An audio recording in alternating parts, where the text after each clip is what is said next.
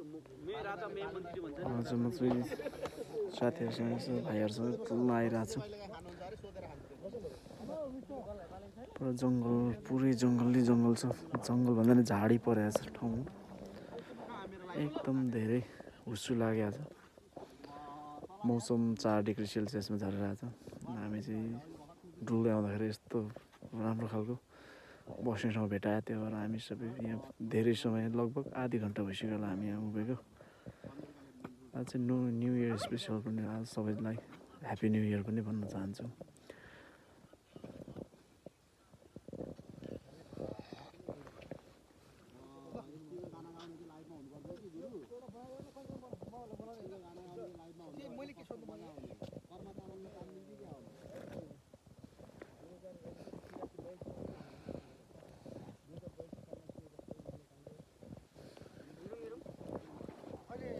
हामी चाहिँ तलदेखि आएको थियौँ अघि।